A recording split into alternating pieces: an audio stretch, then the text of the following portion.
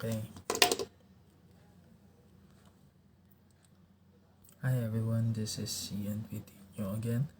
Uh, I am just trying to be consistent in going live as I have tried to make a commitment just to share my knowledge and also try to get some reactions the uh, from you on some subjects. And I think it's important this zero waste month in 2022 to just share my thoughts on the sanitary landfills.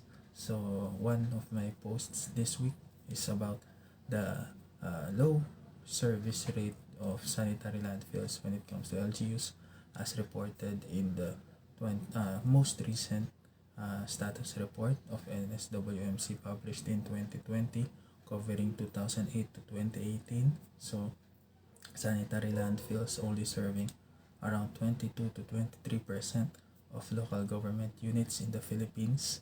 And it's good that NSWMC hosts the list of sanitary landfills in the Philippines in their website. But I think it's important that I share this thought as an environmental planner, but also as someone who is not technically involved in sanitary landfill construction, and as most of us are not really aware of how sanitary landfills should be constructed, or sanitary landfills, we don't even know where our waste goes and where our waste is disposed most of the time. So it's important that my thought today is that sanitary landfilling should be a provincial government initiative. It should be a provincial government requirement and not a city, not a municipal government requirement. Right now, it's required for all local governments to be disposing their waste on sanitary landfills, and as reported in 2021, local dumps have been closed by the DNR, and it's a good thing.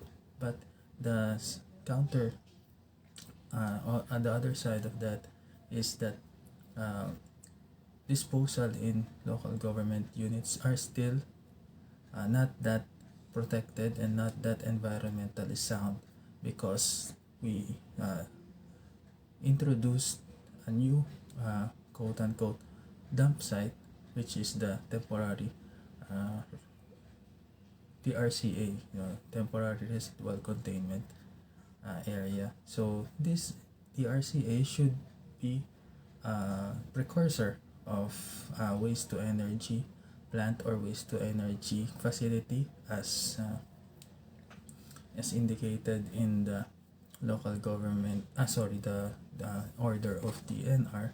But I think it has become sort of equivalent to what we identified previously as uncontrolled or open dump sites. And it's important that we see that waste facilities should be a provincial requirement and a provincial strategy. Local governments in the municipal and city level cannot afford to uh, construct their own sanitary facilities, because it would require not only technical capability but also social acceptability and economic viability. So technical capacity in terms of design, in terms of construction, social acceptability in terms of having a host barangay or having a host community make the accept the role of being a disposal site for the whole city or the whole municipality. And I believe that the provincial government has the technical and has the economic and financial capabilities to mandate the hosting of a waste facility more than the municipal or the city government. And thirdly, the economic viability of a municipal or city sanitary landfill, I believe, is not that effective as opposed to a provincially mandated landfill because of the amount of waste that ideally should be reaching the disposal site. Ideally, if the RA 9003 is implemented properly, only around 10% of the waste, not really 10% nga, dapat nga mga siguro 5% na lang ng waste ang papasok sa landfills. Ang requirement ng RA 9003 is 50% of the waste should be diverted away from disposal. So, ibig sabihin, at least 50% dapat ay nare-recycle or na-compost or nare-reuse. And I think that's the important aspect of limited capacity in terms of disposal para mas avoid natin yung waste and as well i-prevent natin yung pag didiretso ng waste to our disposal sites. So that's my thought on sanitary landfills. In short, what's my recommendation?